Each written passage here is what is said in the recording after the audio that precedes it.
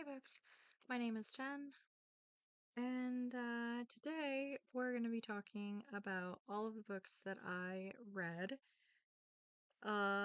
actually over the course of 2 months, because I ended up skipping my June wrap-up. So we're going to talk about everything I read in June and July. So as you might have noted, my camera looks and probably sounds a little bit different. Yeah, I have managed to somehow misplace my actual video camera, which sucks a lot because it's better quality than my laptop, which I'm currently using, and also, that cost money. So, yeah, I've torn the house apart, cannot find it, no idea what fucking happened. It's depressing. Um, but here I am talking to you through this. I hope this is good enough. Hope the sound quality is good enough. I apologize if it's a little weird.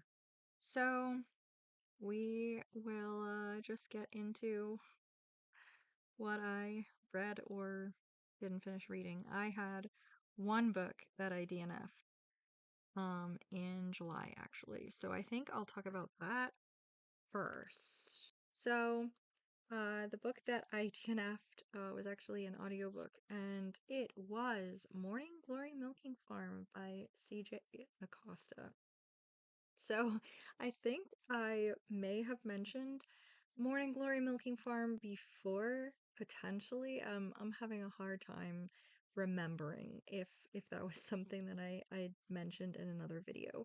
But it is an audiobook that I was kind of contemplating um, giving a try because I have read some really wacky uh, erotica or romance novels over the past year, so I figured, oh, we'll add this in there. This is a book that is about a young woman who desperately needs a job so she can pay for her apartment. She really does not want to have to go back home. She wants to make it on her own, and she's not having much luck getting a job where she would like. So she answers this ad for Morning Glory Milking Farm, where a job is to like service or milk certain creatures. These certain creatures are minotaurs, and the milking is not udders. The milking is jerking them off. Yeah, basically, this sounds like someone dreamed up the weirdest porn. To be completely honest, I know. So, yeah, I gave it a try. I got, I don't know, a couple of chapters into the audiobook, and I was just like, you know what? I can't do this. And it wasn't actually because of the concept. You would think that maybe the concept had something to do with it. Maybe it was just a little beyond me, which I was on the fence about because what the fuck? And of course, in true capitalistic society, the product serviced from the Minotaurs is used in, I forget what purpose, but it's like some kind of pharmaceutical thing or whatever, because of course it would be. Um, so it's a I'm sure that the book itself probably would end up making some kind of commentary on things, but yeah, anyway, you would think, well, that's a little weird. But I was still here for it because I was like, this might end up being actually entertaining if it were not for the fact that the character itself I was just having a real hard time with because not only was she just really dumb and not seeming to fully grasp and also reacting super dramatically to the realization of what the milking actually entails. It was more the fact also that she was just like, what is the matter with you? she spent a lot of her time worrying not only about, like, rent and food and survival, but she kept harping on the fact that she couldn't afford name brand orange juice anymore. And I don't know, it was just something that because she harped on it more than once within like the first couple of chapters again, I just couldn't seem to move past it myself. The fact that she was this upset about not being able to get name brand orange juice. Bitch, I don't even drink orange juice because it upsets my stomach. Like, you're this upset because you cannot buy, like, what, Nature's Own or whatever the fuck? For God's sakes, just get the cheapest one there is. Just get Sunny D, for fuck's sake. Like, or just I don't know, get a bag of oranges if they're cheaper, or just take vitamin C until you can afford that cost every week. Like, why are you this pressed about not being able to afford name brand orange juice? I am so sorry that this is the biggest issue in your life that you cannot afford name brand orange juice. Well, at the same time, I feel like you should be more worried about the fact that again, you need to pay your rent. Like I don't know. I was just like, why is this a problem? And because she harped on it more than once, I couldn't get out of my head. It was bothering me. And I was just like, this is a fool ass person. I don't want to spend however many hours of this audiobook listening to this fool ass person when I could be using my limited Spotify audiobook hours listening to something I actually want to listen to. So, yeah, I DNF'd it. That was a no-go for me. So, no monster porn for me this summer actually. So far, I don't know. There's still some summer left. So let's get into the books that I actually did read. So first of all, did I read any books off of my nightstand of shame? No. Not over the 2 months because this is a pattern at this point. I just have not. Any of the band? No. What about any nonfiction? No, actually, no nonfiction either. However, classics, I did end up reading one classic, and I read this last month, actually, in July. And it was Breakfast of Champions by Kurt Vonnegut. So this is a, how do I even explain this? The question really becomes often with Vonnegut's books are, how the fuck do I explain any of this? Um, Man, all right. So this is just really bizarre. Bizarre characters. So this is following first and foremost a man named, my God, I managed to forget. I just finished reading this like the other day and I managed to forget his damn name already. Dwayne Hoover, who has lost his ever-loving mind. Um, he has gone round the bend. He is two crayons short of a box. That kind of thing is in here a lot about how crazy he is, how he has lost his mind. He owns like um and runs a Pontiac dealership. He also kind of partially owns a hotel. He's well known for that. He's got a tragic past. His wife killed herself several years before or whatever. He's got like a mystery. I don't know. There's a lot going on with Dwayne Hoover. But Dwayne Hoover has lost his damn mind. He is also convinced that the author Kilgore Trout, who is an author who is brought up fairly often in Kurt Vonnegut's books, he's kind of like a self-insert character for Kurt Vonnegut, but done in a very like self-deprecating, tongue-in-cheek kind of way, I think. Um, but Kilgore Trout writes very fucking weird sci-fi technically books, but they're all mixed up with like porn for some reason. And are sold almost exclusively in like porn shops because I don't know. um But Dwayne Hoover becomes convinced that Kilgore Trout's trying to tell him something, or one of the novels he's written about a man who finds out that the entire world is almost like a simulation. Everyone's a robot, and this entire thing has been made up specifically for him. He's the only non-robot, and everything he's gone through has been part of this simulation or whatever the fuck it is. And that's basically a book that Kilgore Trout wrote, and Dwayne Hoover takes this as truth, and he thinks that he himself is that one person that the creator has made, and everyone else is a robot, not real. I don't. It's a lot. Um, and meanwhile, Kurt Vonnegut also becomes a character at one point within this story, who's the actual creator of everything. It becomes very meta for a little bit there. There's a lot of quirky characters in here, a lot of things that are going wrong. Basically, all these things are kind of converging. Dwayne Hoover's losing his mind and it's escalating. Leading up to a rampage he goes on where he hurts a bunch of people.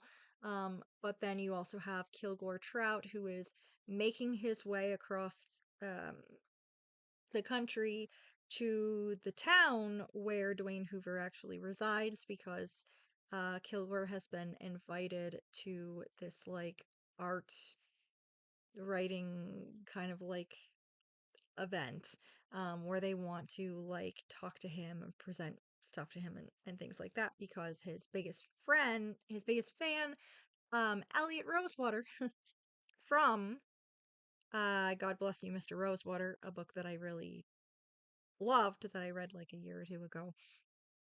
Um, he has made like a big deal out of Kilgore Trout being one of the greatest writers ever. It's shenanigans all the way through all of these events leading up to everybody converging on this one place where this event of a violent rampage can take place.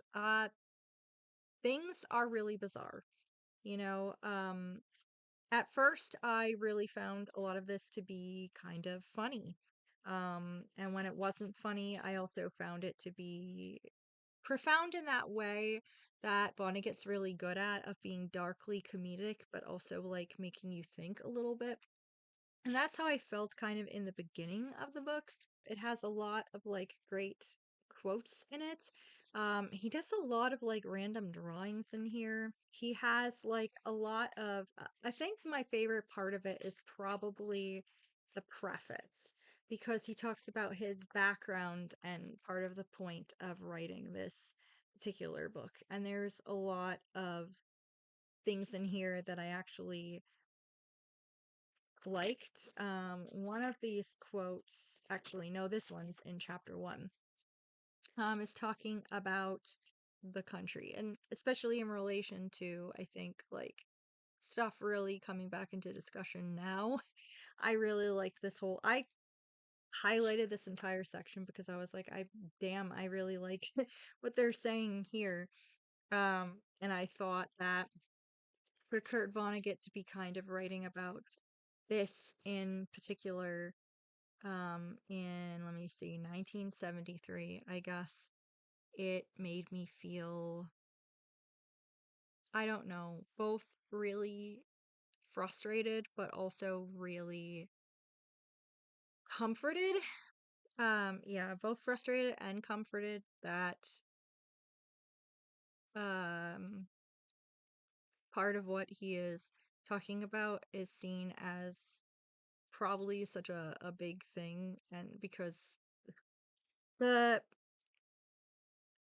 conversation had around our nation's history here in the US has been coming up quite a lot lately, and I know part of that is because of um this has been the 250th anniversary of our founding, but it's also been a hot button topic, um, especially lately, when apparently some people think that the Smithsonian is full of lies, when in reality they're just fucking delulu, in thinking that only white people's history is the one that gets to be told. Fuck off. Okay, that's not, no. A lot of people were involved in making this country. okay? Everybody should get their fucking story told. Um, but that's another video and tangent that I probably don't need to get into. But anyway, one of the big things that I thought, wow, this is intense, is this whole quote here, which I am going to read for you because fucking hell. Also, it'll help me remember that part of this book I actually liked, while the later parts of it were questionable. Um, so he's basically talking about the founding of the country and teachers wanted um, back in the day to teach them about when you're supposed to learn, the important dates of history. Well, 1492 is one of them. The teachers told the children that this was when their continent was discovered by human beings. Actually, millions of human beings were already living full and imaginative lives on the continent in 1492. That was simply the year in which sea pirates began to cheat and rob and kill them. Here is another piece of evil nonsense which children were taught, that the sea pirates eventually created a government which became a beacon of freedom to human beings everywhere else. There were pictures and statues of this supposed imaginary beacon for children to see. It was sort of an ice cream cone on fire. It looked like this.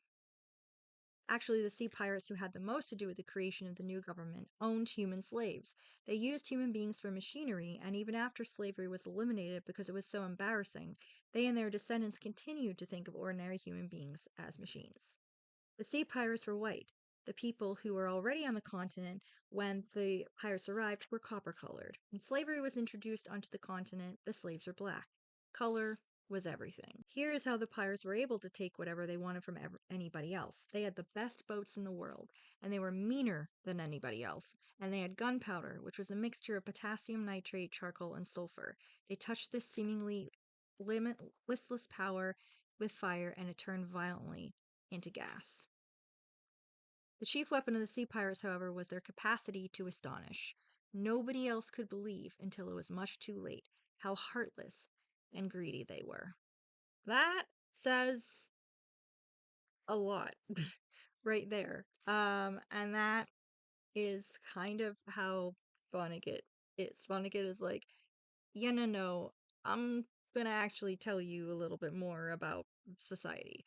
That was one of the quotes that I actually liked. I was sitting here, like, highlighting the whole thing, going, holy shit. And going through the rest of this, there were quotes, like I said, that I thought was quotes that I thought were funny, quotes that I thought, um, you know, were interesting or um particularly profound, like this one. It don't seem right, though, the old miner said to Trout, that a man can own what's underneath another man's farm or woods or house, and any time the man wants to get what's underneath all that, he's got a right to wreck what's on top to get at it.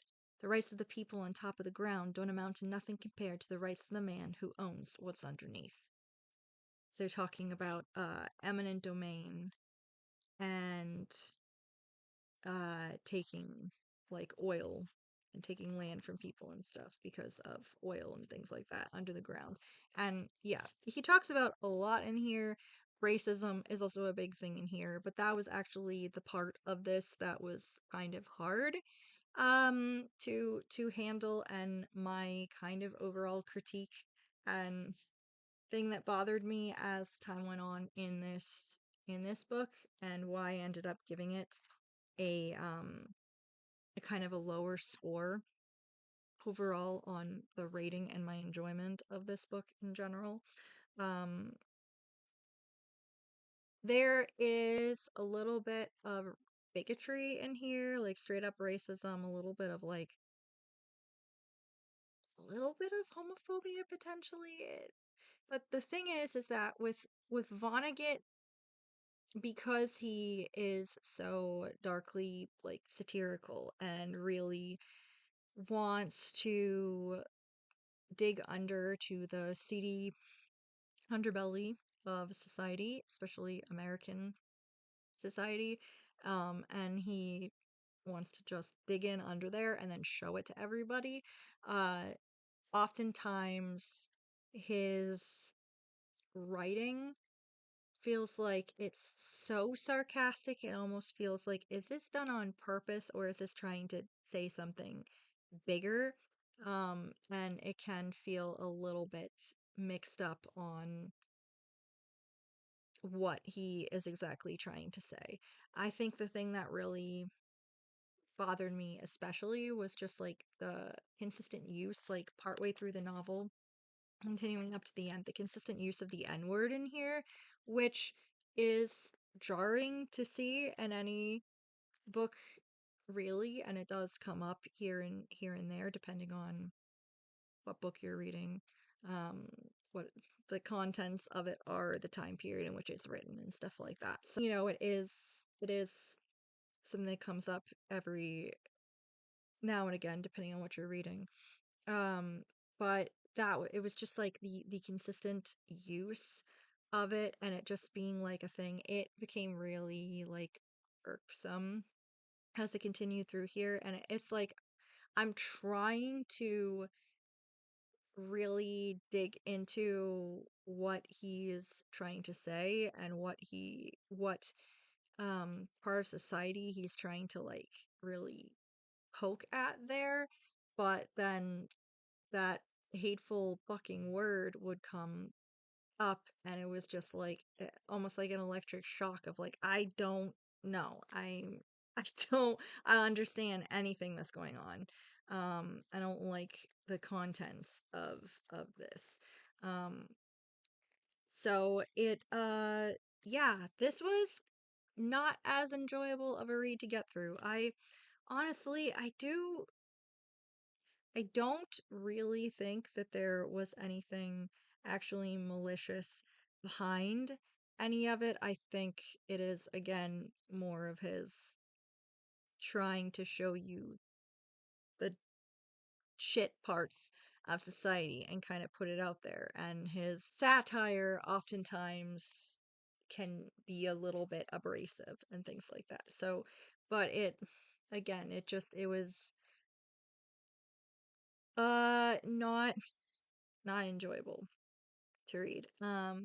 I might try to look up more about the thoughts behind this particular book, so maybe I could get a little bit more out of it other than just being ending up being kind of annoyed with some of the commentary in here. Um but yeah, I ended up giving this like a 3 um rating because yeah, started out pretty good and then kind of went down as the novel continued. Next up, let's see. I read, I guess I can also count this under like classics technically. But it is a play. It is Twelfth Night by William Shakespeare, and this is what I read this one in June, actually, Twelfth Night. And so, what can I say about Twelfth Night? Well, it is another book of shenanigans, basically. This is following a girl, Viola, who ends up, she was in a shipwreck with her brother Sebastian. They are supposed to be twins, I believe. They are technically, if you have watched the adaptation, She is the Man. Um, they are supposed to be twins in that. I think they might be in this play as well. But anyway, so they are both shipwrecked, but they become separated on land as survivors, and both thinks that the other has probably drowned. And Viola ends up for her safety and whatnot, she decides to present herself as a man, and she goes into this lord's court and basically becomes like one of his best right hands in there. Um, and and basically, yeah, she's infiltrated her way in, becomes like a close like serve not really servant, but like companion of his, and she ends up falling in love with him. He, however, is in love with this other girl who does not fucking want anything to do with him. But Viola, under her guise, is sent to this woman who is, I think she is Olivia, if I remember correctly. Yes, she is Olivia. Viola goes by the name Cesario when she is dressed up as a dude.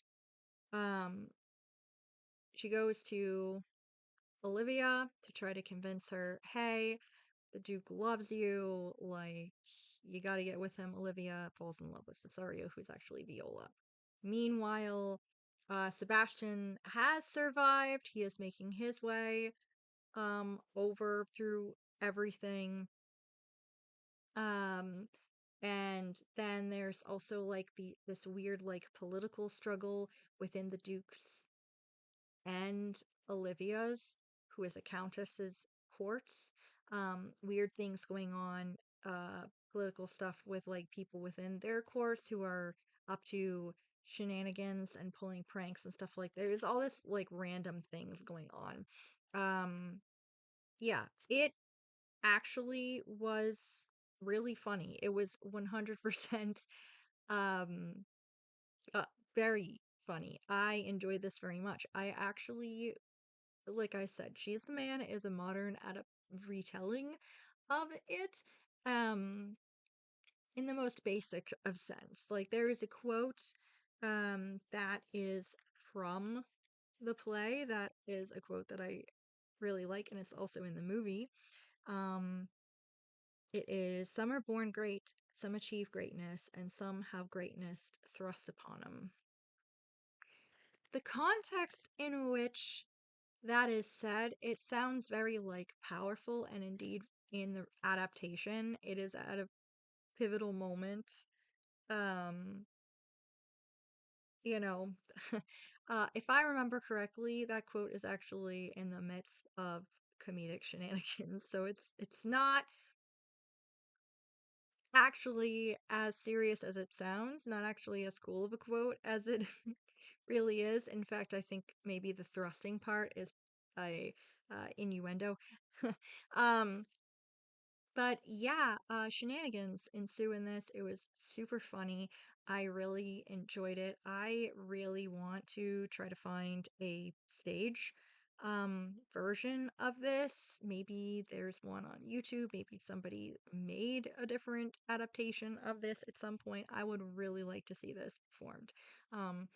Because I did um luckily understand a little bit more of this, but I think it would be even funnier to watch it in person, or like an actual stage production of it. Because yeah, this had me actually laughing like out loud. I was actually pretty tickled by this. There is a fool in here. He's one of my favorite characters actually. He speaks the truth. He is fantastic. There's let me see, a um drunken knights, drunken dukes, drunken people in general, pranks being done by the drunk people, and they're catching up characters who are besotted with other characters. There's love confessions all over the place. There it's just ridiculous.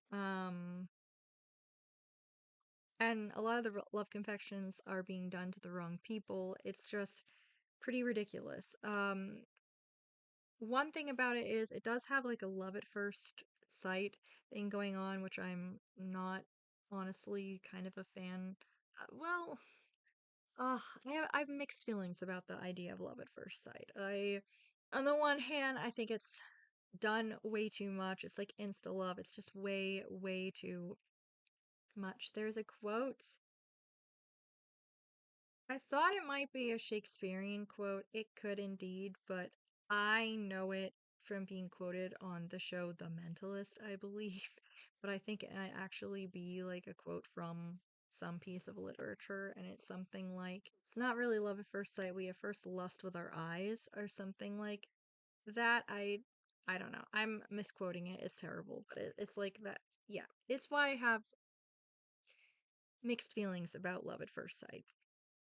Um, in general, and especially when used in a piece of fiction. It's like, really? But at the same time, I'm also a sucker for shit like that because, like, that was my grandparents, one of my set of grandparents. That was Love at First Sight, and so I'm kind of like, I don't know. I have very complicated feelings about it. So I had kind of complicated feelings about that being in here, and especially because it's a Shakespeare, so it's always like everybody's just falling. It's like a Disney movie. Everybody's falling over themselves instantly. They saw each other for like 2 seconds and they're like shouting their undying love and composing an ode or something, for fuck's sake. So that was my kind of mixed thing about that. And also, there's a little bit of misogyny in here. Although, empowerment towards Viola for like going about her way. I did, like I said, really enjoy it though. I had a lot of fun reading it.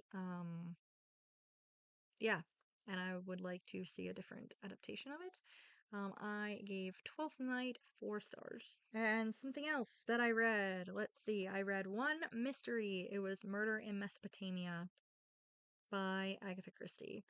Um, this was a Poirot case, so I was pretty excited about that. We got Hercule Poirot and his little gray cells, his lovely little gray cells. I love anytime that Poirot is in one of these mysteries. I mean, I love Miss Marple as well, but I just adore Poirot. This is about it's actually told from the point of view of another character. It's one of those weird ones that is like, it's a Poirot, but it is told basically from the perspective of someone else, and then they're also like dealing with Poirot, um, but not Hastings. So this is about a woman.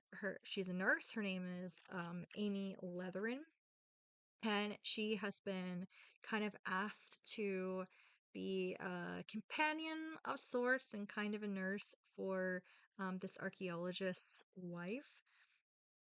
The archaeologist is Dr. Leidner, and his wife has been like in a nervous like state lately. She believes she is being like a threat.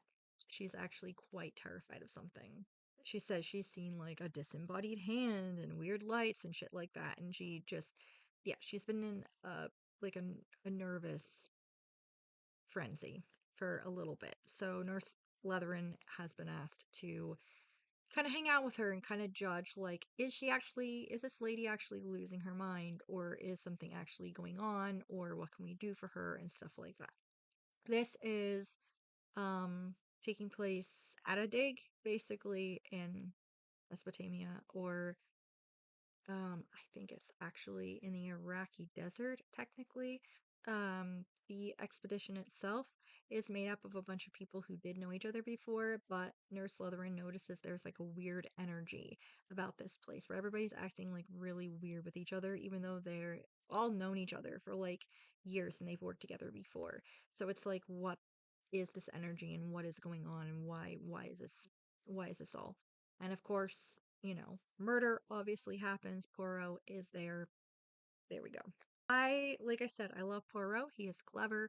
I love the way he uses people. That doesn't sound very good, but I mean, like, he has a very clever way. He's like figuring things out, and as he's figuring things out and he's putting things together, he is asking the right questions, even if they are weird. He is asking the right questions of people. He is piecing all of these little events and things together. And I do like, honestly, how he, even though it sounds bad, uses people in a way. Like, he gets people to be kind of like an extra set of eyes and ears for him. And he also, based on how they react and the things that they say and reveal, he is able to piece together even more information. And I find that to be very clever. And it doesn't always work out, but he overall, I think he tries to be very careful because he hates murder. He wants to prevent any more murders from happening in general. He doesn't want, yeah, he's trying to like keep people safe in the best way that he possibly can. I thought this was very clever. The mystery itself was actually clever. I did not even guess who done it. Like, quite honestly, by the time I got to the end of it, I was like, oh, that was so fucking obvious. But at the time, I was like, I did kind of take things at face value, and I was like, no, this is not possibly even. But so I did not even guess close to what it actually was. There were my one problem with this book, quite honestly, um, was the viewpoints towards the natives of the area. The way they were kind of referred to, the way they were kind of interacted with, I was not a fan. And having, it, having read the memoir that Agatha Christie wrote, actually, I didn't finish reading it. I ended up DNFing it. Like, when was that? A couple of years ago or something. A book that I'd read previously because I was just really um bothered by how the like native people to that area, to that country, were being treated, and even like refugees to the area, how they were being treated by, again, colonizers, like total white foreigners coming to this area, like just doing whatever they want, and just the gall of making comments about foreigners and blah blah blah, when it's like, bitch, you're the foreigner. Actually, you have come over here and you are the odd man out here, and you're acting some type of way at them. I don't, what is your fucking problem? They're fine. They're fine. You're the one coming up in here with all your nonsense. Like, I don't know. Anyway, that was bothersome. And that was definitely something I didn't particularly like. And I honestly should not have been surprised about that part of this. Because, like I said, I had read that memoir of Agatha Christie's from when she would go on digs with her archaeologist second husband. That it should not honestly have been surprising. Um, and everything, especially considering the way that Poirot is referred to all of the time, because he is Belgian and he is not like, you know, English, God forbid. And it's like, for Christ's sake, like, again, he was part of a group of refugees who had to flee from fucking Belgium during the war. Like, fuck right off. Problems that I had with this, but I did end up giving this overall still like 4 stars because, again, the mystery itself was really fucking cleverly done. I adore Poirot. And yeah, it was very clever, and I had no fucking clue who done it, and it was very, very clever how the murder itself was actually carried out. Very well done. So, but yeah, this was another one of those reads where I was like, God, Agatha Christie, what the fuck, man? What the fuck? And let's see, so that was the only mystery I read. Then I read one sci-fi. And this sci-fi I actually read last month in July. The sci-fi I actually read last month in July, and it was Heir to the Empire by Timothy Zahn. This is book one in the Thrawn trilogy. This is a book that takes place, it's a trilogy that takes place 5 years after the events of Return of the Jedi. So Leia and Han are together, they're married, they are expecting twins, and Leia has been kind of like practicing her Jedi powers, or trying to like practice that kind of thing. She has a feeling, both her and Luke have a feeling that the twins are going to be strong with the Force when they are eventually born.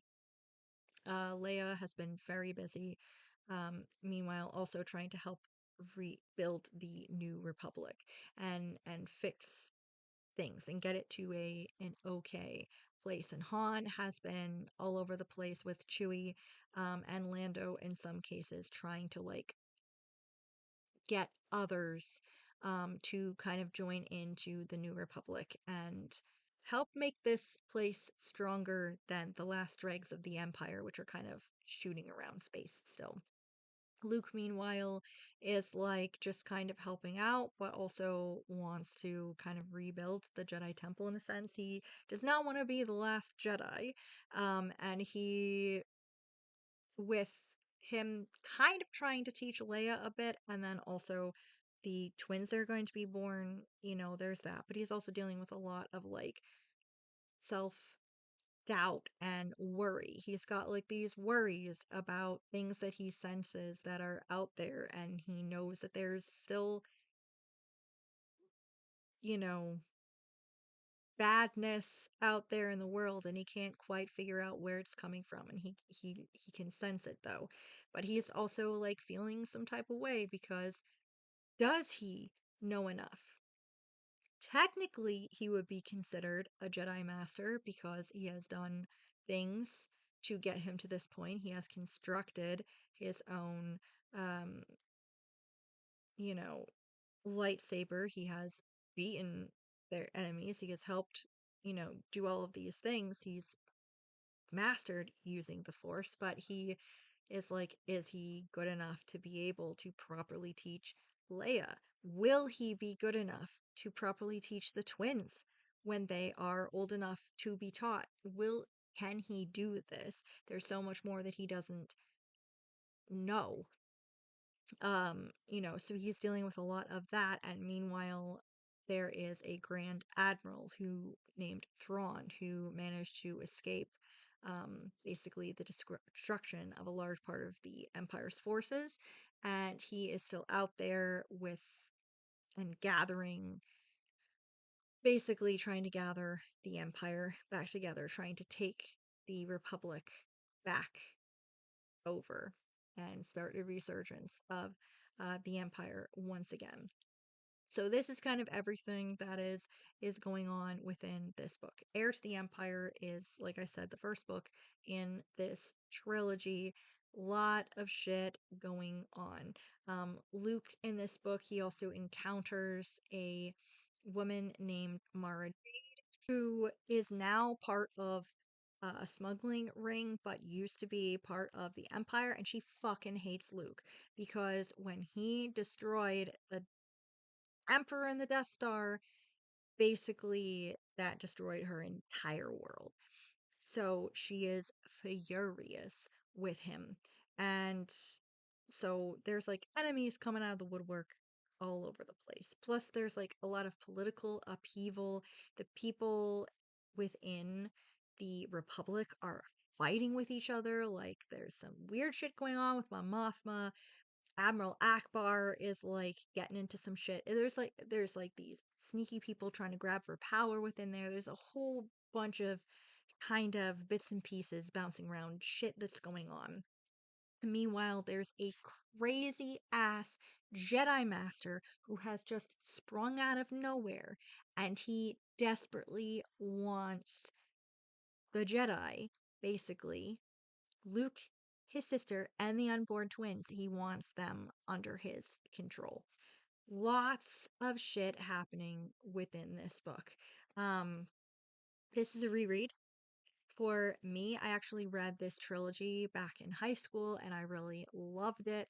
And I basically, though, had forgotten a large chunk of the plot in here. Like, I remembered that Han and Leia were together. I remembered that Luke had some dealings with Mara Jade and that he was trying to, like, get more Jedi, basically.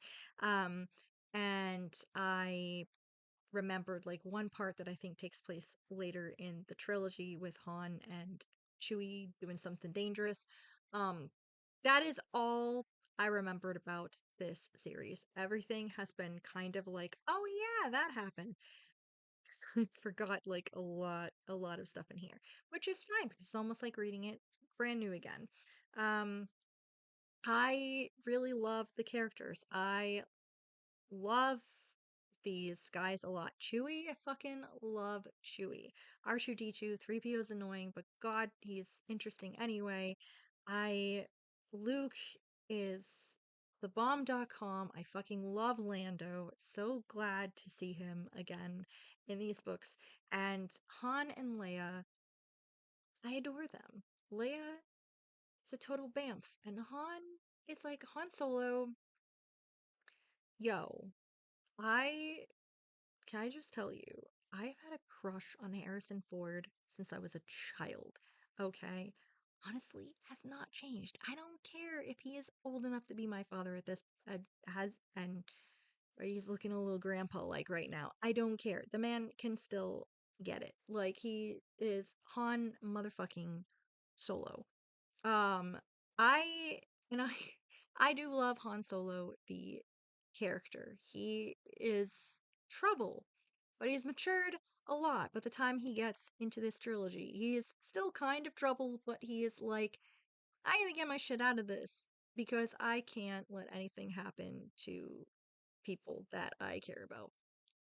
I am just really happy to be in this trilogy, to be getting better insight into these characters, spending more time with them. Like I'm getting some inner thoughts and stuff like that. I really enjoy that. I really like that about this trilogy. So it was really nice getting into this book and seeing more of that and spending more time with them. Um New scary bad guys. You know, new scary bad guys within this. Thrawn is honestly really creepy. Um, I was fucking terrified of Darth Vader as a child. Um, but quite honestly, I think Thrawn is the one who is the most scary because he is incredibly intelligent. Like this guy just seems to know. And Deus Ex Machina is definitely something that is a little bit of a problem within here, but we also have like Jedi and people who are just extremely intelligent. And Thrawn is extremely intelligent. Um, so it's kind of like, okay, so that makes sense maybe that he would be like 3 steps ahead in here and that kind of thing. He guess has this habit of like studying the art and culture of different planets, different races on those planets, and basically figuring out things about them and what their next moves are going to be based upon their culture and based upon their artwork. And it's like that is fucking creepy. Um but yes, that's how he's very I don't know, very intelligent, very diabolical. He honestly, this is the dude, he creeps me the fuck out.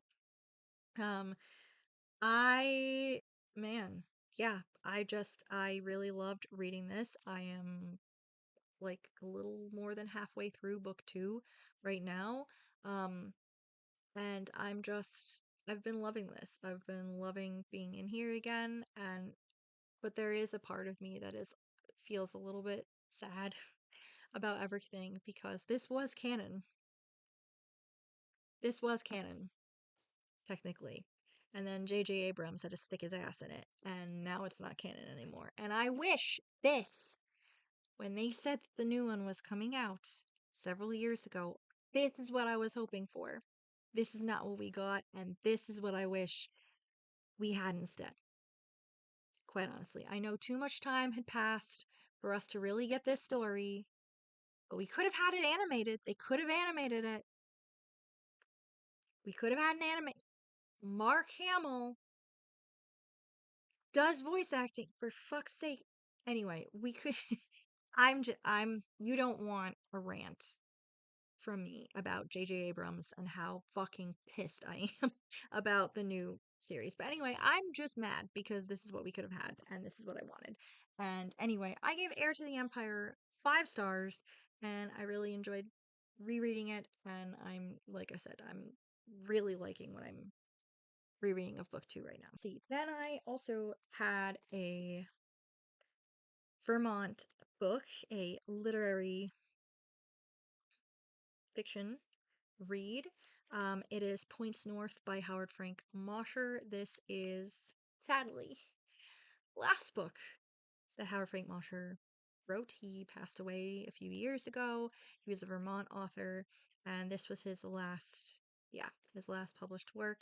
And it's a little short. It is just a short little collection of stories set in the Northeast Kingdom in Vermont, and it all basically has to do with characters from his other works.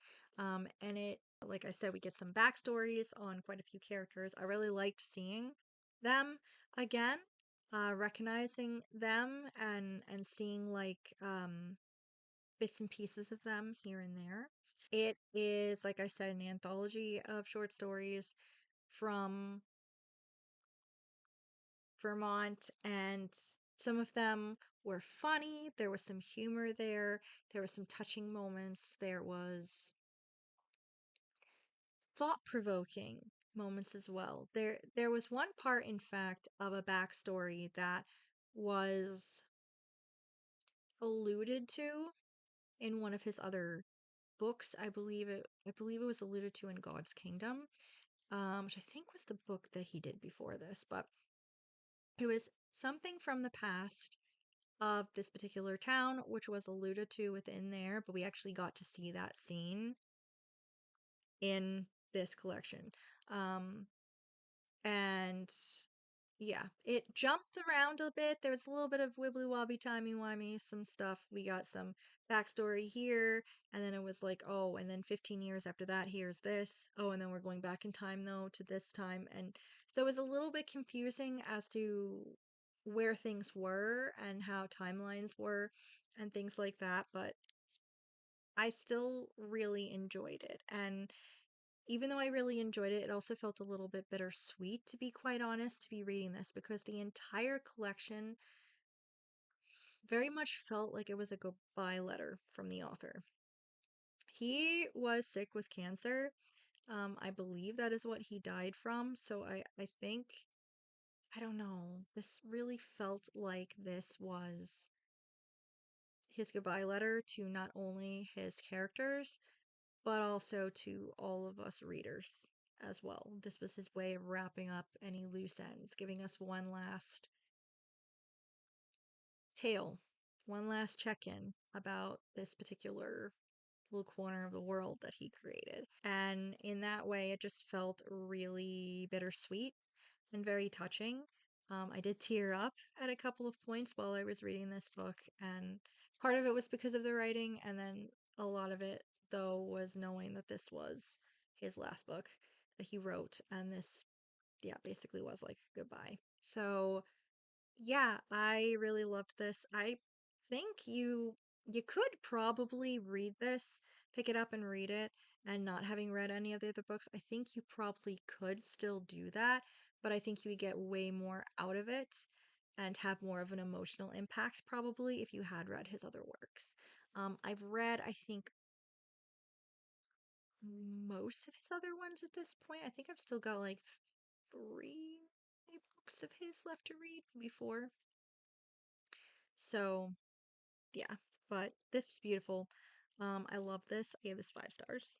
Then I read one book of poetry, and this was read in July. Um, and it was a ballistics.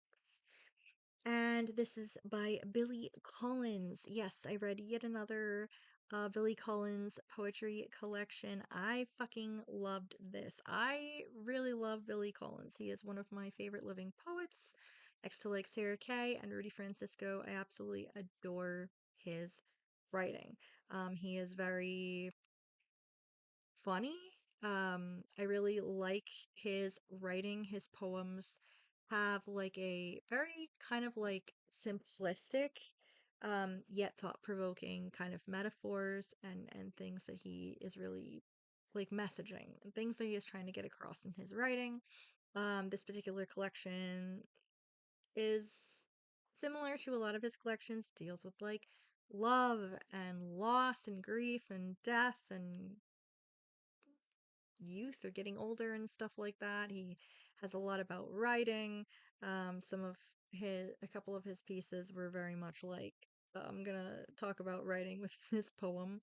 It's definitely a common thing of his to talk about the act of writing or being a poet or not doing much poetry or being out about and seeing things and then scribbling things down because um, found some meaning in nature, found some meaning just people watching or whatever, and it's just, yeah, it's just shit that I really kind of appreciate and really like. Yeah, I really enjoy this collection. Let me see. I can read a poem or two probably of what I liked. Let me see if I can pick out. Okay, so one of my favorite poems is Ballistics, like this. When I came across the high-speed photograph of a bullet that had just pierced a book, the pages exploding with the velocity, I forgot all about the marvels of photography and began to wonder which book the photographer had selected for the shot. Many novels sprang to mind, including those of Raymond Chandler, where an extra bullet would hardly be noticed. Nonfiction offered too many choices: a history of Scottish lighthouses, a biography of Joan of Arc, and so forth. Or it could be an anthology of medieval literature, the bullet having just beheaded Sir Gawain and scattered the band of assorted pilgrims. But later, as I was drifting off to sleep, I realized that the executed book was a recent collection of poems written by someone of whom I was not fond, and that the bullet must have passed through his writing with little resistance. At 2,800 feet per second, through the poems about his childhood and the ones about the dreary state of the world, and then through the author's photograph, through the beard, the round glasses, and that special poet's hat he loves to wear.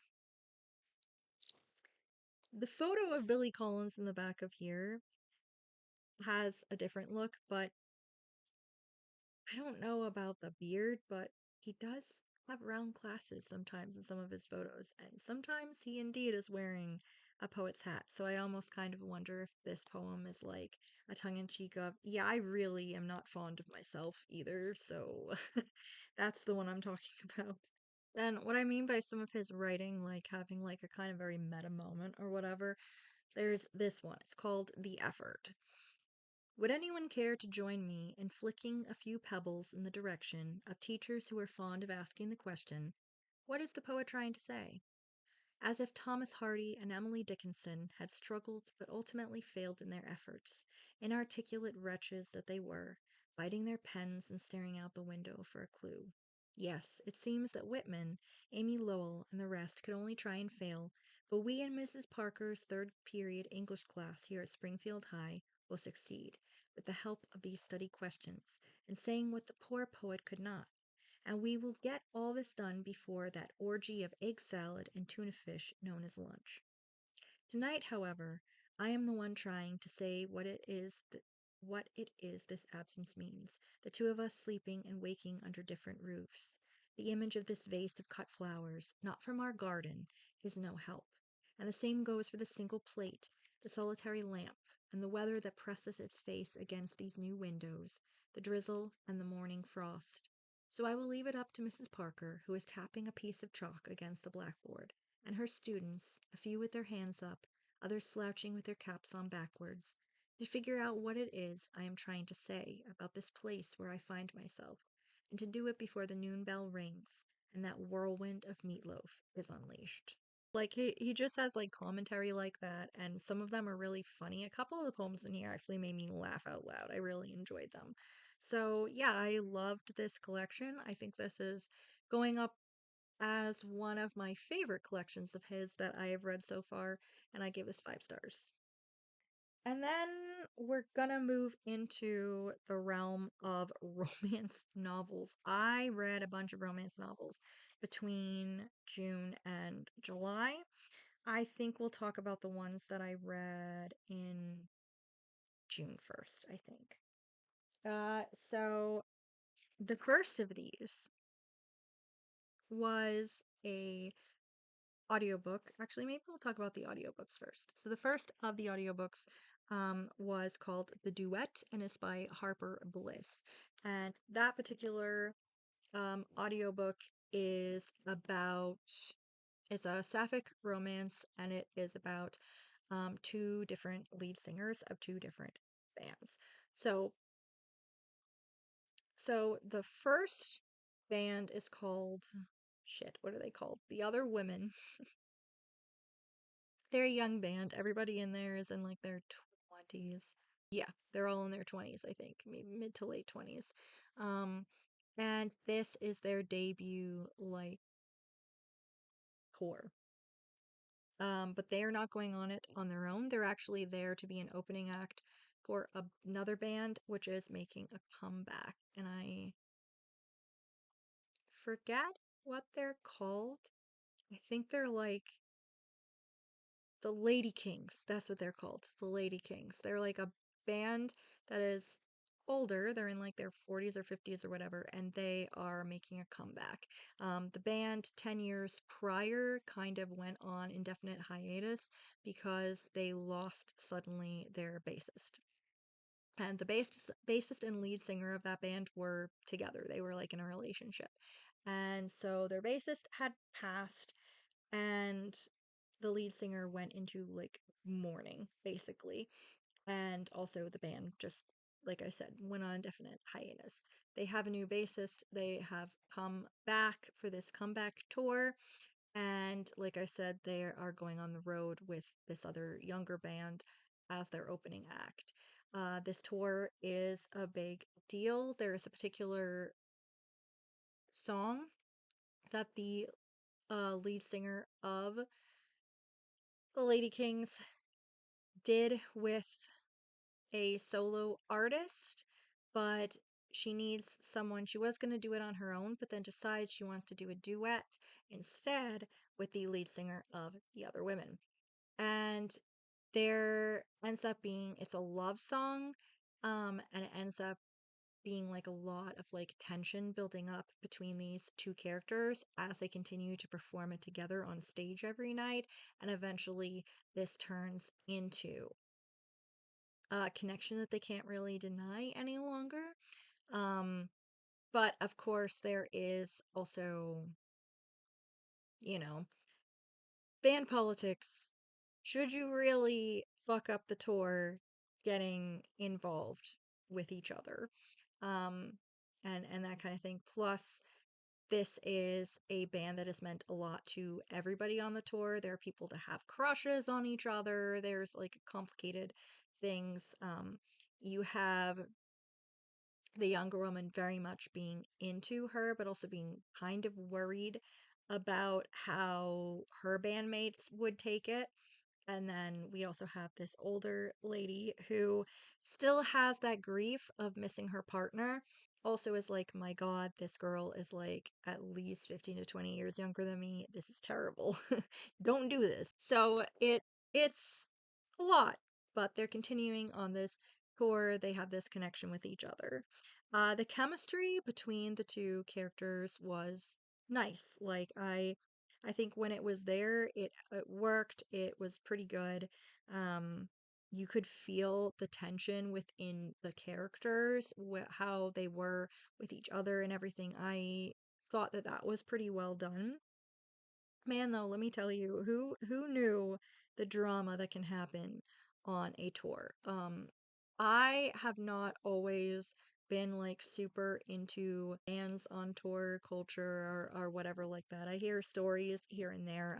I've you've watched the usual whatever pieces of media and things like that, but I think it's only within like the past couple of years that I've actually kind of indulged more in learning about what bands are like on tour, like what they're up to, what everything is about. Like actually watching videos that bands will put out of just funny stuff of them on tour, or funny stuff of them just going around doing things, recordings of shows, those that Bus Invader series where they go on their tour buses and just is like, hey, show us, what's up with all of this stuff, and get kind of a look into that. So I've been getting more of an idea about what things are probably like because of those, but my God, the amount of fucking drama in this book between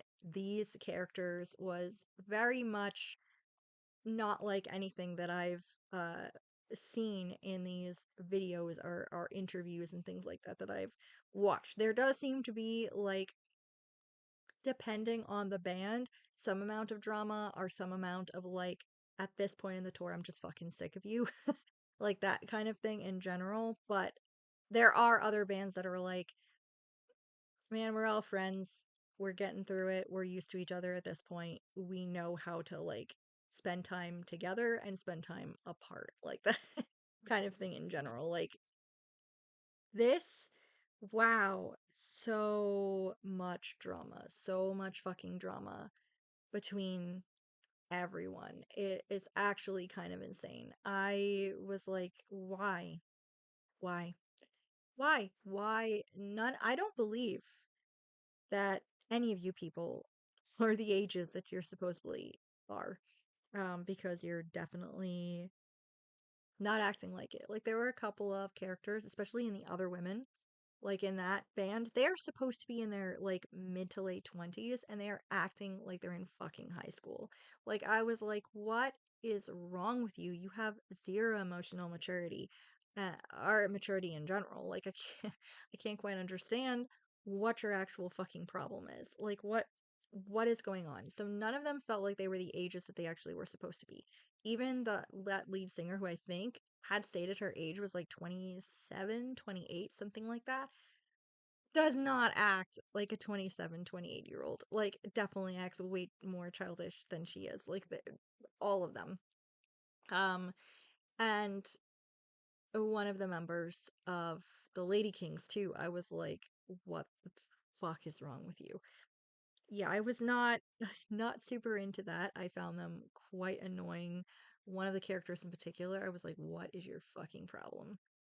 Just not into it. There were spicy scenes. There was, like, what was there, two spicy scenes? Three spicy scenes? There were not that many actually in this book. I was actually surprised about that. I was expecting a little bit. I thought maybe there would be more than that. This is definitely kind of a more slow burn experience reading it. Um, but yeah, there wasn't really that many spicy scenes. And the ones that existed, like, they were fine. Like, they were pretty okay written, but I do have to say one of my things about them though was that uh I wrote this note down. Is the sex really that good if you can have an existential crisis during the act? Like, you should be completely full up of what is all up in front of your face and on your bits, and instead you are having a full-blown cri- ex- existential crisis in your head. It's an expositional one for the reader, I suppose, but, like, girl, just, work this out mentally later and get it together. Again, is it that good if I can be this distracted? What? So, yeah, it was okay. It was okay. Um, I found, yeah, the continuous drama to be really tedious and immature and ridiculous. Um, it felt at one point like, is it the end of the book already? Because a lot of the continuous drama and the rehashing of, should we shouldn't, we shouldn't, should we shouldn't. It was just a lot of that, and I was like, my God, can we just get it the fuck together already? Um, it did feel a little bit more drawn out. So I wasn't, like, super into it. It got like I said, very info dumpy, very expositional at some points, and I was like, oh, God. But yeah, so I gave this like a 3 stars. I do have one other Harper Bliss book. I forget what it's called, but I have another one by this author on my like Spotify I want to read this list for audiobooks. So I'll probably also check that out and see if maybe it's just these particular characters that I wasn't into and maybe the writing is okay, or if it is indeed the writing that is the problem. Because if I try that one and I don't like it, then I think that's it for Harper Bliss for me. Um, but yeah, that's kind of how I felt about the duet. Kind of lackluster, really. Not exactly what I was hoping for in general. And the other audiobook that I read in June was The Fireman and the Flirt by AJ Thompson.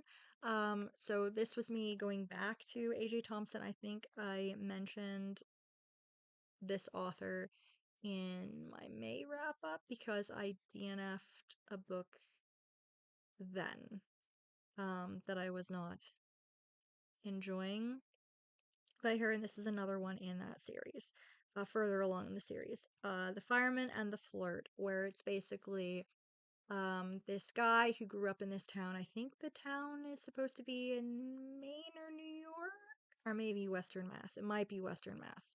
Nothing's in Western Mass. But no, it's sorry, weird Massachusetts inside joke. Anyway, it's somewhere in New England. It is a little town in New England. This guy had moved away years ago to Alaska. His wife has passed. He has come back to his hometown to bring his 12 or 13-year-old daughter and basically move back to this town with her to be close to his brother and his family. Um, and he is a fireman.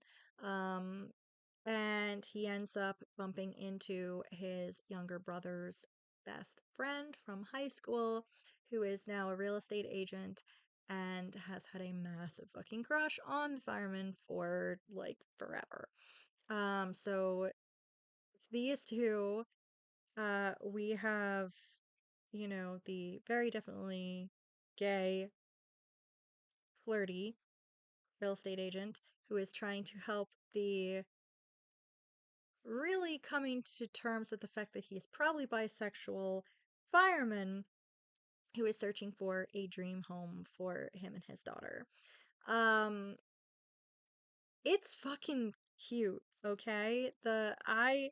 Wow, this book, this book made me laugh again out loud a lot, multiple times actually. I listened to the majority of it while I was at work, and I was having like issues here and there, just like stifling laughter as I was working because this was just cracking me up. Like the inner thoughts and ramblings of one of the main characters was just fucking hilarious, and I really loved um their interactions and everything. I loved the characters. I loved their relationship. I loved how it grew. There's such cuteness within this series. I loved the father and daughter relationship. Um, I loved just everything about this. It was so sweet. It was spicy. My God.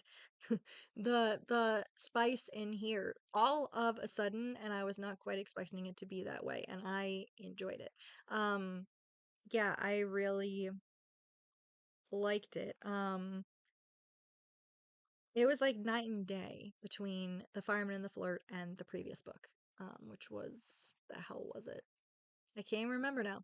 The other book in the series that I'd tried to read, like night and day with it. Like I love these characters so much more. I think that's maybe part of it. I will say one thing that I had kind of an issue with was the amount of misunderstandings that kept cropping up.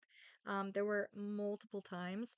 But there were quick resolutions, so that was okay. We didn't really pussyfoot around with a bunch of nonsense. But at the same time, it was still kind of like, God, do we need this many misunderstandings in one book? Um, but yeah, I did really love it. I found it to be cute and funny. Um, I don't know if I'll try any more out of that particular series. I think it's called the Single Dad series, but I have another book up in my queue, which is part of the Comebacks, which is a hockey team series by this author as well. And I think I'm gonna read that one, give this author yet another try and see how that book is comparatively. But yeah, I gave The Fireman and the Flirt 4 stars. And then the other romance novel that I read back in June was The Long Game by Rachel Reed. I finished my reread of this book. I fucking love this book. I, guys, like I feel like I've mentioned it before. It will come up in um my summer vibes video. I'm gonna be filming that soon. This will come up. Um I have I've fallen down the heated rivalry rabbit hole. I'm all in, you guys. I'm listening to the music. I rewatched the series when my best friend was visiting. I have been knee deep in fucking fan fictions. Like, you guys, it's an actual problem. Um, I love this. I think they're up in Canada again, filming right now. Um, so season two is happening. They're filming it. Very exciting.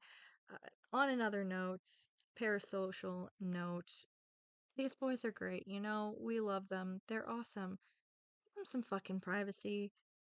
They're spending some time together and they're gonna be working. Don't make life hard on any of them. Please, please stop being weird in there. Come on, Canadians. I know you're way better than we are. Be nicer, be kinder.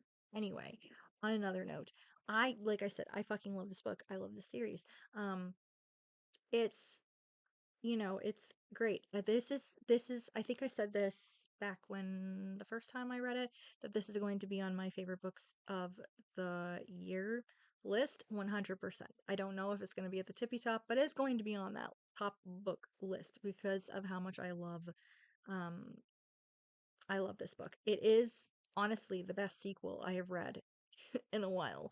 Um I love these characters. I adore them. I also, another aspect of this book is that I loved seeing other characters from the rest of the series pop up in here or be mentioned. That's always delightful. I love the love between these two. I I love their relationship, the growth in their relationship that is so evident from Heated Rivalry to the long game. I love the growth in their characters. Um, I love their interactions with others. I love the spicy scenes. My God, are we in for it with season two? There's a couple of scenes that I'm like, holy shit, that's gonna be great. The trophy room, if you know, you know.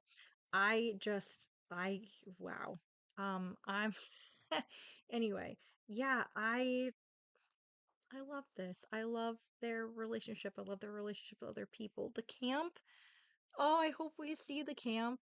I'm so excited that because that's so cute because I've been watching like the little highlight reels that the PWHL has been putting out are mostly like I've been watching the highlight reels for like the fleet camps and stuff like that, like the Boston team fleet camps for like youth hockey and it's so cute and I'm excited to see that with these boys and see meet the other characters that are going to be involved in that. And and meet the Centaurs. I'm so excited about that. The Centaurs are a fucking amazing team. I love them. I am very excited also for book 7, Unrivaled, which is coming out next year, which is going to be even more of the Centaurs, I believe. I'm fucking jazzed. I just love this book. I love this book. I also really love how it digs into mental health and it really tries to handle that in a very good way. And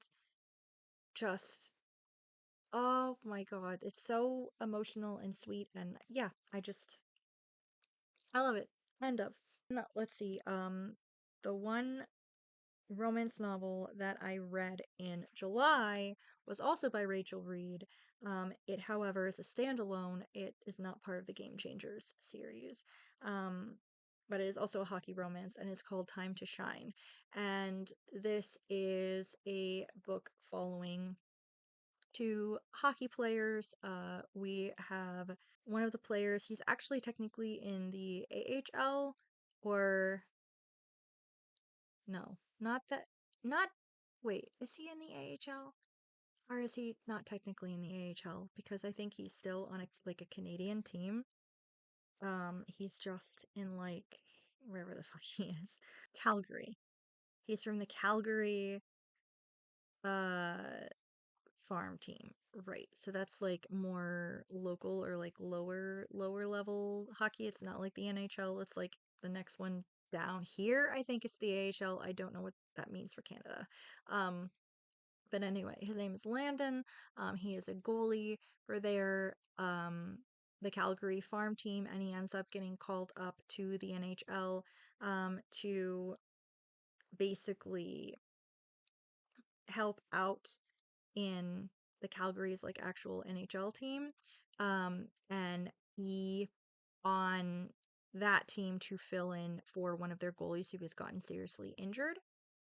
And at the time, he ends up meeting up with one of their young wingers who's like a superstar. His name is Casey. He is the son of like big time like superstar hockey player as well. The two get along really well. Landon is an absolute mess. He has been dealing with like guilt and grief for like years, and he is an anxious mess. He has a lot of anxiety and social anxiety. I think there might also be like some neurodivergency involved in there as well. But he is just super anxious and super uncomfortable a lot of the time and really nervous about being a goalie, being in the big time like this. And he has a lot of complicated feelings about that too, based upon like some grief stuff that I'm not going to get into because it's part of the book that you learn over the, yeah. Um, but so he's not really sure where he fits in with this team and everything. And he doesn't really see much of a point in trying to get to know them. Exactly, because, well, he's not going to be there for very long. He's just covering, for one of the goalies. But Casey is like so very much open and happy and observant and hilarious and silly. He is all over the place. 100% this dude has like ADHD or something. He is just a whirlwind and is all over the place. He is so funny and the life of the party, but he is guarding a secret, and that secret is that he is a fully grown man and he is fucking terrified of the dark. So he ends up inviting Landon to live with him and be his roommate so he doesn't have to like stay at a hotel or mess with apartments or anything like that for the time being. And he also just hates being alone. He really just wants company because he cannot stand being alone because he is terrified of the dark. These two form a very close friendship, which eventually starts really turning into something quite a bit more. I fucking loved that book. Like, I really, quite honestly loved it. It was absolutely adorable. It was super funny. Um, I found the characters so damn endearing. I just adored the two of them. Landon and Casey were so cute. I really loved also the attention to like mental health and dealing with like grief and misunderstandings and everything. I really thought that that was handled very well. I really enjoyed that. I really loved these two together and how they helped each other, not like in fixing each other, but just being there for each other, supportive of each other. I found that to be really adorable. They were really sweet friends together, and I really loved as a relationship bloomed into something more. I really loved that as well. I really, honestly, I don't think I had any. I don't think I have anything negative to say about this book at all. Like, there's nothing I can critique about it really, because I found every single bit of it to be exactly what I was hoping for. It, like I said, it was cute. It was super spicy. It was sweet and funny. And honestly, maybe one thing that's not even like a negative thing. It was just for me personally. I was like, oh, I'm relating a little bit too much to both of these people, both with Landon and his amount of anxiety, and Casey and the kind of embarrassing fear of the dark as an adult. Like, just, sir, I get it.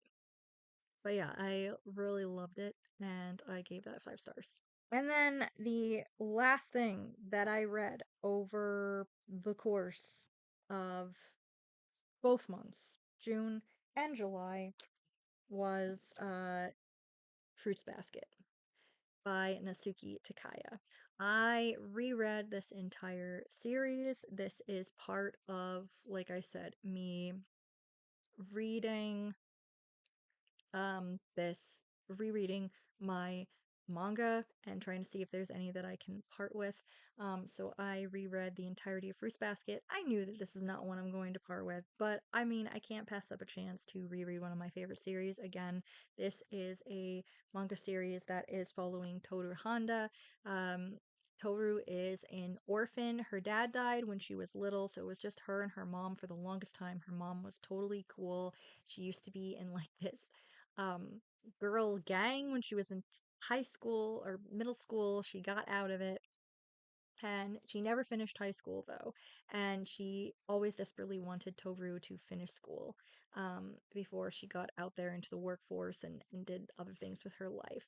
Unfortunately, several months before the start of this book, Toru's mom was killed in a traffic accident, and Toru was living with her grandfather, her dad's dad, but there's some complicated things with his side of the family, and she ends up needing a place to stay for a few months before their new house is ready. So she ends up camping out in the woods in a tent because she doesn't want to bother her dear best friends about it. One of her friends has a lot of people in one house, and the other friend is like, she lives in a tiny apartment. So she's like, I'm going to be independent and take care of myself. Well, where she decides to camp out is actually part of the large chunk of property owned by the Soma family. This particular chunk belonging to Shigure Soma, who houses in his house a cousin of his, Yuki, who is actually classmates with Toru. She is discovered and she is invited to stay in their house, be kind of like their cook and housekeeping kind of thing, but then they'll also, look out for her and everything. Uh, More people kind of come into the house. Kyo, another member of the Soma clan, and it is soon revealed that a lot of the Somas have a curse set upon them, where when they touch, or not touch, but rather hug a member of the opposite sex, they turn into animals of the Chinese zodiac. Shenanigans ensue. This is an absolute sweet manga. Like I've watched the um anime a couple of times. I still need to finish watching the new like remake of it. But it's so good. Such beautiful, wonderful things about this series. It's really funny. I think most of the jokes in here still hold up pretty well. Some of them are like, ooh, that's a little questionable. But most of them still are kind of funny and still hold up. Um, the wisdom in here, the absolute heart of this series, is so wonderful. The growth of the characters over the entire series is beautiful. Honestly, I think everybody in this series grows as a person except for maybe Shigure. Um, and for some reason, he's still one of my favorite characters. That boy needs some help, but he's just, there's still something very endearing about him. I really love how Toru just comes into these people's lives and changes them for the better. Like she really changes their entire lives. Her mother's wisdom, her mother is gone, and her mother's wisdom and kindness and compassion that she raised Toru with affects everyone around them. And I think that is such a beautiful thing to behold as well. Especially because like grief and parental issues are a big part of this series. So her mom's advice was like so fucking wholesome too. Uh like I said, Shigure is such a problem, but I still kind of love him anyway. In the debate between Kyo and Yuki, I have a very soft spot for Yuki Soma too. I want the very best for that sweet cinnamon roll. But Kyo is Kyo and him and Toru forever and ever. I love this series. I loved rereading this series. I'd forgotten a couple of parts of things that happen near the end of the series, so that was good to reread and remind myself about things. I think I found an even bigger appreciation for this, honestly, rereading it again now. And I love this. And this is another one of those series, I guess. Maybe it's another reason why I find why Host Club Ouran High School Host Club is one of my favorite anime of all time because it's got like a similar found family-ish kind of idea of one person coming into a group of honestly kind of fucked up people, um, and just by being themselves and is able to help them, I don't know, strive to be better people and strive for something more.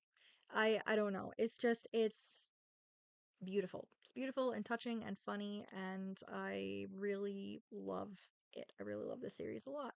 I was gonna share a couple of my favorite quotes from throughout the series for this. There's a lot of like good quotes from like Toru's mom too, but like I'm only gonna include the ones that I actually like flagged in here. Here's one from Toru's mom specifically. Even if the world doesn't need us, we live for the people who do. And another quote that I really love from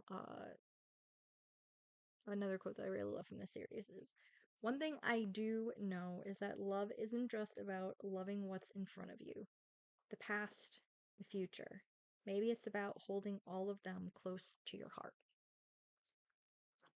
But yeah, love this series. All of them are 5 stars forever and ever. Thank you. So yeah, that was everything that I read in June and July. This is going to be such a long video. I'm so sorry, you guys. But again, I kind of forgot to do my June wrap up, and I figured why not do 2 months at once? Um, Let me know if you would prefer these. I've seen that some people do longer videos where they talk about books that they've read 2 months, or they talk about the books that they read in a season. I usually don't do that. Um, but if that's something you prefer, I don't know, let me know. But anyway, that's a lot of rambling, and I'm sorry. But yeah, that was everything I read. Pretty good reading month overall.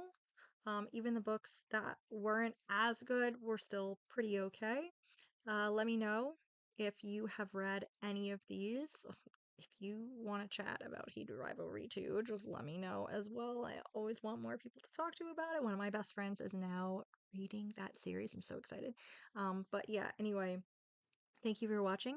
Thank you for always watching. If you are new here and would like to subscribe, please indeed do so. And I will see you guys next time. Thank you.